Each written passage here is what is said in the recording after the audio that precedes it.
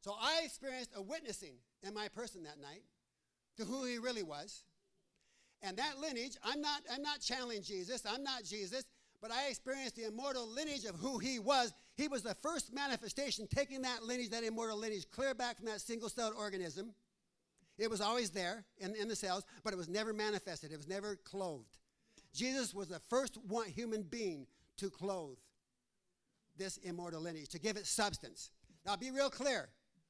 I was told to say this. Be real clear that I'm not talking about the Jesus that religion hijacked. I'm talking about the person person So if you have a little trauma right now about me talking about Jesus, get it real clear. I'm not talking about the religious Jesus. That interpretation. I'm talking about the Jesus before that religion. I'm talking about the man like you and I and what he wanted us to be. He wanted us to be like him, not follow him. He wanted us to be the very same lineage. Eat of my flesh, drink of my blood. Why is this important? Because it's the beginning of a platform, a foundation for physical immortality. Wow. Wow. We are to live, not die. We were meant to live, not die. Wow. Wow. It's a whole reverse of what we've been programmed. We've been programmed. There is no heaven and hell out here somewhere. We create the heaven or hell right here in our own bodies. And Jesus said the kingdom is here now. The kingdom is our bodies. It's not some piece of land that we fight over. We should stop fighting. I don't want a world filled with immortality, but we're still killing each other. How about you? I don't want to create a living, unlimited lifespans, and this is why this is so important. We got great scientists that are working with us. We have great doctors, some here in this room, that are doing great work. But we don't want to create a world that people are living longer and we keep on killing each other and eventually destroy each other. We got to get a hold of that. This is born in our bodies. It's innately in us, this lineage. And for us to surrender to that, this becomes powerful. We get the blessings are untold by us receiving this immortal lineage.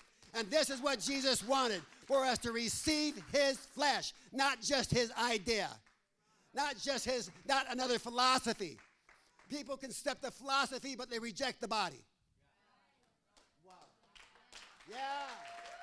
Yeah. Wow. That's really, that's really lubricate the bones here tonight. That's really lubricate the flesh. That's really let there be a spirit of immortality flow through all of us here. An energy that you can feel that takes us to a whole different place of being. Yeah.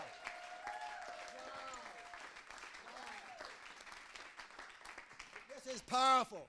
This is powerful. And this is for every one of you here in this room. When I opened this up a year and a half ago, here in this room, I had a lot of everybody look at me like the way some of you look at me now.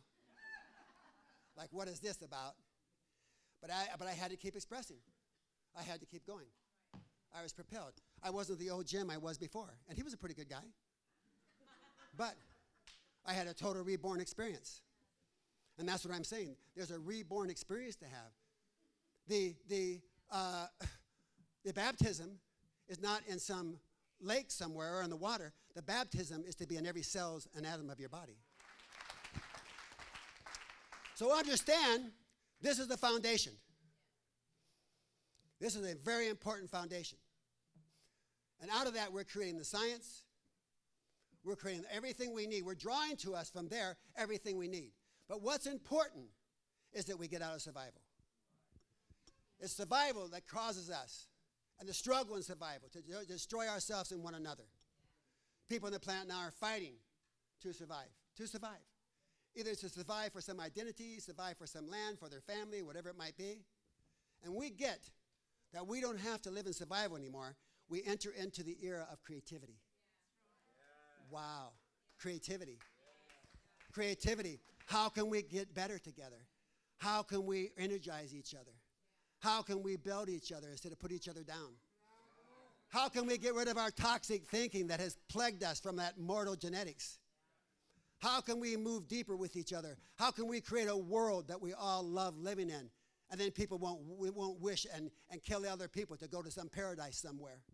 How can we create a paradise so great here on earth that people don't want to die anymore? that people, that is better than any place we can imagine we can go.